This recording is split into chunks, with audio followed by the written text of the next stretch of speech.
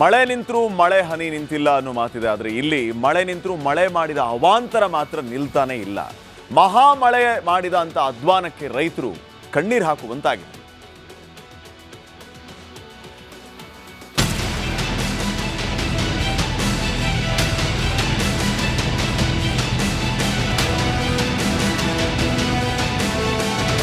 ಕಳೆದ 3-4 ದಿನದಿಂದ ಅಬ್ಬರಿಸಿ ಬೊಬ್ಬಿರಿದ ಮಳೆರಾಯ ಕೊಂಚ ಬಿಡುವು ಕೊಟ್ಟಿದ್ದಾನೆ. ಮಹಾರಾಷ್ಟ್ರದಲ್ಲಿ ವರುಣನ ರುದ್ರ ನರ್ತನಕ್ಕೆ ಉತ್ತರ ಕರ್ನಾಟಕದ ಹಲವು ಜಿಲ್ಲೆಗಳಲ್ಲಿ ಪ್ರವಾಹ ಸೃಷ್ಟಿಯಾಗಿದೆ. ಮಳೆ ಬಿಟ್ಟು ಬಿಡದೆ ಸುರಿದು ಸ್ವಲ್ಪ ಮಟ್ಟಿಗೆ ಬಿಡುವು ಕೊಟ್ಟಿದ್ರೂ ಕೂಡ ನದಿಗಳಲ್ಲಿ ನೀರು ಕಡಿಮೆ ಆಗಿಲ್ಲ. ಮಳೆ ನಿಂತರೂ ನಿಲ್ಲದ ಅವಾಂತರಗಳ ಸರಮಾಲೆ, ತಗ್ಗದ ನದಿಗಳ ಆರ್ಭಟ, ಜಮೀನಿನಲ್ಲೇ ಕಣ್ಣೀರು.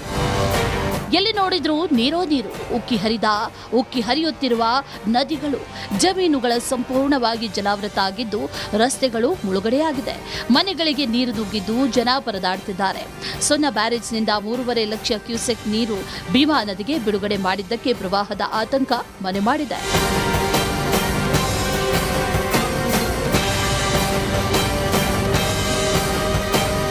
ಮಹಾರಾಷ್ಟ್ರದ ಉಜ್ಜನಿ ವೀರ ಜಲಾಶಯದಿಂದಲೂ ಕೂಡ ಭೀಮಾ ನದಿಗೆ ನೀರು ಬಿಡುಗಡೆ ಮಾಡಿದ್ದಕ್ಕೆ ನದಿಗೆ ಇಳಿಯದಂತೆ ಜನರಿಗೆ ಎಚ್ಚರಿಕೆ ನೀಡಲಾಗಿದೆ.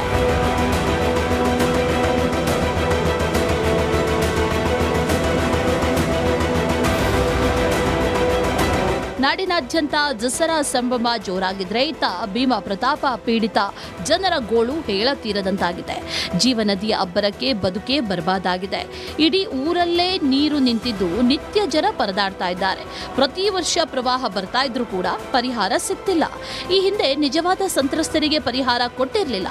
ಮುಳುಗಡೆ ಆಗದ ಮನೆಗಳಿಗೆ ಪರಿಹಾರ ಕೊಟ್ಟಿದ್ರು ಅಂತ ಸಂತ್ರಸ್ತರು ಕಿಡಿಕಾರಿದ್ದಾರೆ. ವಿಜಯಪುರ ಜಿಲ್ಲೆ ಇಂಡಿ ತಾಲೂಕಿನ ಕೇಡಗಿ ಗ್ರಾಮದಲ್ಲಿದ್ದೀನಿ. ಇಲ್ಲಿ ಸುಮಾರು ಮನೆಗಳಷ್ಟೇ ಅಲ್ಲ, ಅಂಗಡಿಗಳು ಭಾಗಶಃ ಮುಳುಗಡೆ ಆಗಿರ್ತಕ್ಕಂಥದ್ದು. ಇಲ್ಲಿ ಏನು ಭೀಮಾ ನದಿ ಪಕ್ಕದಲ್ಲಿ ಇರ್ತಕ್ಕಂಥ ಈ ಒಂದು ಗ್ರಾಮದಲ್ಲಿ ಸಂಪೂರ್ಣವಾಗಿ ಏನು ನದಿ ಪಕ್ಕದಲ್ಲಿ ಇರ್ತಕ್ಕಂಥ ಅಂಗಡಿಗಳಾಗಿರ್ಬೋದು, ಮನೆಗಳಾಗಿರ್ಬೋದು, ಹನುಮಾನ್ ಮಂದಿರ ಅಲ್ಲದೆ ಮಠ ಕೂಡ ಒಂದು ಮುಳುಗಡೆ ಆಗಿರ್ತಕ್ಕಂಥದ್ದು. ಏನು ಇಲ್ಲಿ ಆತಂಕದಲ್ಲೇ ಜೀವನ ಕಳೆಯುತ್ತಿರ್ತಕ್ಕಂಥದ್ದು. ಬಹುತೇಕ ಗ್ರಾಮದಲ್ಲಿ ಏನು ನೀರು ನುಗ್ಗಿ ಸಾಕಷ್ಟು ಅವಾಂತರ ಸೃಷ್ಟಿಯಾಗಿದೆ. ಇಲ್ಲಿ ಗ್ರಾಮಸ್ಥರು ಕೂಡ ನೋಡ್ಬೋದು, ಸಾಕಷ್ಟು ಆತಂಕದಲ್ಲೇ ಒಂದು ಸಮಯ ಕಳೆಯುತ್ತಾರೆ. ಪ್ರವಾಹದ ಹೊಡೆತಕ್ಕೆ ಅನ್ನದಾತರು ಕಂಗಾಲಾಗಿದ್ದಾರೆ. ಮಳೆ ಮತ್ತು ಪ್ರವಾಹದ ಹೊಡೆತಕ್ಕೆ ಹತ್ತಿ ಬೆಳೆ ಸಂಪೂರ್ಣ ನಾಶ ಆಗಿದ್ದು ರೈತರು ಕಣ್ಣೀರು ಹಾಕುವಂತಾಗಿದೆ.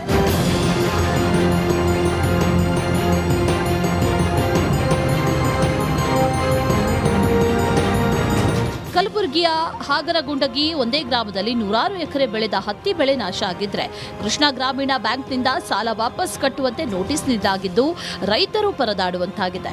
ಇದು ಏನು ಎದಕ್ಕೆ ಬರ್ತಾರಿ? ಇನ್ನು ಒಂದು ತಿಂಗಳದಾಗ ನನಗೆ ರೊಕ್ಕ ಬರ್ತೀವಿ. ಲೇಜಿ ಹೊಲ ಹಾಕೊಂಡೀನಿ, ಸಾಲ ಮಾಡೀನಿ. ಆ ಬ್ಯಾಂಕಿನ ಪರಿಹಾರ ಬಂದು ಅವ್ರು ನಾನು ಬ್ಯಾಂಕಿನ ಸಾಲ ಕಟ್ಕೋದ್ನಲ್ಲಕತ್ತಾರ, ಬ್ಯಾಂಕಿನ ರೊಕ್ಕ ಕೊಡಲ್ಲ. ಇದು ಸರ್ಕಾರ ನಮ್ಗೆ ಏನು ಉಪಯೋಗನೇ ಇಲ್ರಿ. ಇದು ನಾವು ಸೀದಾ ಎಣ್ಣೆ ಕುಡಿಬೇಕು ಅಂದ್ರೆ ಇಲ್ಲಿ ಉರ್ಲಾಕ್ ಹೋಗ್ಬೇಕು.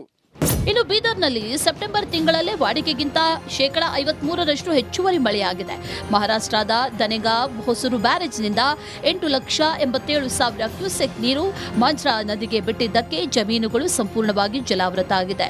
ಮುಂಗಾರು ಹಂಗಾಮಿನಲ್ಲಿ ಮಳೆಗೆ 3 ಮಂದಿ ಪ್ರಾಣ ಕಳೆದುಕೊಂಡ್ರೆ 1,881 ಮನೆಗಳಿಗೆ ಹಾನಿಯಾಗಿದೆ. 1,66,000 ಹೆಕ್ಟೇರ್ ಜಮೀನು ಮತ್ತು ತೋಟ ಮುಳುಗಡೆ ಆಗಿದ್ದು ರೈತರು ಕಂಗಾಲಾಗಿದ್ದಾರೆ. News bureau, republic Kannada. ಮಳೆ ನಿಂತರೂ ಮಳೆ ಹನಿ ನಿಂತಿಲ್ಲ ಅನ್ನೋ ಮಾತಿದೆ. ಆದರೆ ಇಲ್ಲಿ ಮಳೆ ನಿಂತರೂ ಮಳೆ ಮಾಡಿದ ಅವಾಂತರ ಮಾತ್ರ ನಿಲ್ತಾನೆ ಇಲ್ಲ. ಮಹಾ ಮಳೆ ಮಾಡಿದ ಅಂತ ಅಧ್ವಾನಕ್ಕೆ ರೈತರು ಕಣ್ಣೀರು ಹಾಕುವಂತಾಗಿದೆ.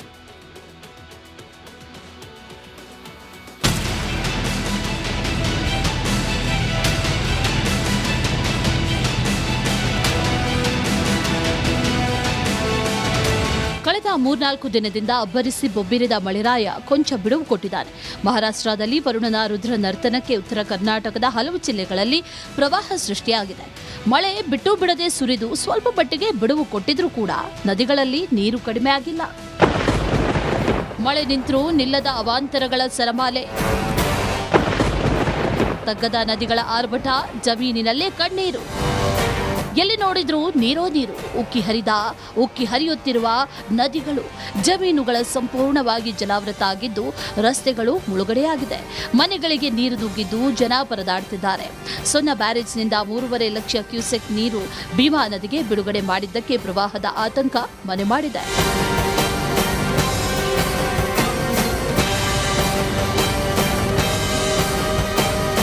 ಮಹಾರಾಷ್ಟ್ರದ ಉಜ್ಜನಿ ವೀರ ಜಲಾಶಯದಿಂದಲೂ ಕೂಡ ಭೀಮಾ ನದಿಗೆ ನೀರು ಬಿಡುಗಡೆ ಮಾಡಿದ್ದಕ್ಕೆ ನದಿಗೆ ಇಳಿಯದಂತೆ ಜನರಿಗೆ ಎಚ್ಚರಿಕೆ ನೀಡಲಾಗಿದೆ.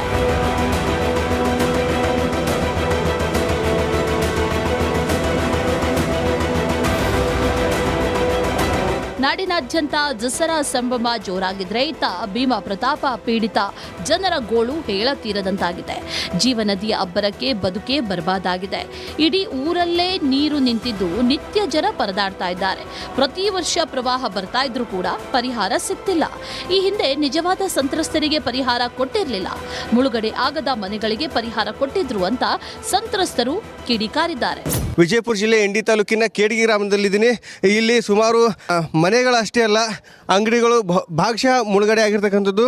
ಇಲ್ಲಿ ಏನು ಭೀಮಾ ನದಿ ಪಕ್ಕದಲ್ಲಿ ಇರ್ತಕ್ಕಂಥ ಈ ಒಂದು ಗ್ರಾಮದಲ್ಲಿ ಸಂಪೂರ್ಣವಾಗಿ ಏನು ನದಿ ಪಕ್ಕದಲ್ಲಿ ಇರ್ತಕ್ಕಂಥ ಅಂಗಡಿಗಳಾಗಿರ್ಬೋದು, ಮನೆಗಳಾಗಿರ್ಬೋದು, ಹನುಮಾನ್ ಮಂದಿರ ಅಲ್ಲದೆ ಮಠ ಕೂಡ ಒಂದು ಮುಳುಗಡೆ ಆಗಿರ್ತಕ್ಕಂಥದ್ದು. ಏನು ಇಲ್ಲಿ ಆತಂಕದಲ್ಲೇ ಜೀವನ ಕಳೆಯುತ್ತಿರ್ತಕ್ಕಂಥದ್ದು. ಬಹುತೇಕ ಗ್ರಾಮದಲ್ಲಿ ಏನು ನೀರು ನುಗ್ಗಿ ಸಾಕಷ್ಟು ಅವಾಂತರ ಸೃಷ್ಟಿಯಾಗಿದೆ. ಇಲ್ಲಿ ಗ್ರಾಮಸ್ಥರು ಕೂಡ ನೋಡ್ಬೋದು ಸಾಕಷ್ಟು ಆತಂಕದಲ್ಲೇ ಒಂದು ಸಮಯ ಕಳೆಯುತ್ತಾರೆ. ಪ್ರವಾಹದ ಹೊಡೆತಕ್ಕೆ ಅನ್ನದಾತರು ಕಂಗಾಲಾಗಿದ್ದಾರೆ. ಮಳೆ ಮತ್ತು ಪ್ರವಾಹದ ಹೊಡೆತಕ್ಕೆ ಹತ್ತಿ ಬೆಳೆ ಸಂಪೂರ್ಣ ನಾಶ ಆಗಿದ್ದು ರೈತರು ಕಣ್ಣೀರು ಹಾಕುವಂತಾಗಿದೆ.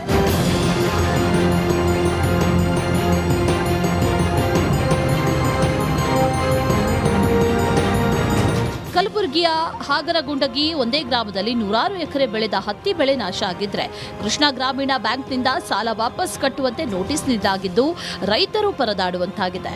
ಇದು ಏನು ಎದಕ್ಕೆ ಬರ್ತಾರಿ? ಇನ್ನು ಒಂದು ತಿಂಗಳದಾಗ ನನಗೆ ರೊಕ್ಕ ಬರ್ತೀವ್ರಿ. ಲೇಜಿ ಹೊಲ ಹಾಕೊಂಡೀನಿ, ಸಾಲ ಮಾಡೀನಿ. ಆ ಬ್ಯಾಂಕಿನ ಪರಿಹಾರ ಬಂದು ಅವ್ರು ನಾನು ಬ್ಯಾಂಕಿನ ಸಾಲ ಕಟ್ಕೋದ್ನಲ್ಲಕತ್ತಾರ, ಬ್ಯಾಂಕಿನ ರೊಕ್ಕ ಕೊಡಲ್ಲ. ಇದು ಸರ್ಕಾರ ನಮ್ಗೆ ಏನು ಉಪಯೋಗನೇ ಇಲ್ರಿ. ಇದು ನಾವು ಸೀದಾ ಎಣ್ಣೆ ಕುಡಿಬೇಕು ಅಂದ್ರೆ ಇಲ್ಲಿ ಉರ್ಲಾಕ್ ಹೋಗ್ಬೇಕು. ಇನ್ನು ಬೀದರ್ನಲ್ಲಿ ಸೆಪ್ಟೆಂಬರ್ ತಿಂಗಳಲ್ಲೇ ವಾಡಿಕೆಗಿಂತ 53% ಹೆಚ್ಚುವರಿ ಮಳೆಯಾಗಿದೆ. ಮಹಾರಾಷ್ಟ್ರದ ದನೆಗಾವ್ ಹೊಸೂರು ಬ್ಯಾರೇಜ್ನಿಂದ 8,87,000 ಕ್ಯೂಸೆಕ್ ನೀರು ಮಂಜ್ರಾ ನದಿಗೆ ಬಿಟ್ಟಿದ್ದಕ್ಕೆ ಜಮೀನುಗಳು ಸಂಪೂರ್ಣವಾಗಿ ಜಲಾವೃತ ಆಗಿದೆ. ಮುಂಗಾರು ಹಂಗಾಮಿನಲ್ಲಿ ಮಳೆಗೆ 3 ಮಂದಿ ಪ್ರಾಣ ಕಳೆದುಕೊಂಡ್ರೆ 1,881 ಮನೆಗಳಿಗೆ ಹಾನಿಯಾಗಿದೆ. 1,66,000 ಹೆಕ್ಟೇರ್ ಜಮೀನು ಮತ್ತು ತೋಟ ಮುಳುಗಡೆ ಆಗಿದ್ದು ರೈತರು ಕಂಗಾಲಾಗಿದ್ದಾರೆ. News bureau, republic Kannada. ಮಳೆ ನಿಂತರೂ ಮಳೆ ಹನಿ ನಿಂತಿಲ್ಲ ಅನ್ನೋ ಮಾತಿದೆ. ಆದರೆ ಇಲ್ಲಿ ಮಳೆ ನಿಂತರೂ ಮಳೆ ಮಾಡಿದ ಅವಾಂತರ ಮಾತ್ರ ನಿಲ್ತಾನೆ ಇಲ್ಲ. ಮಹಾ ಮಳೆ ಮಾಡಿದ ಅಂತ ಅಧ್ವಾನಕ್ಕೆ ರೈತರು ಕಣ್ಣೀರು ಹಾಕುವಂತಾಗಿದೆ.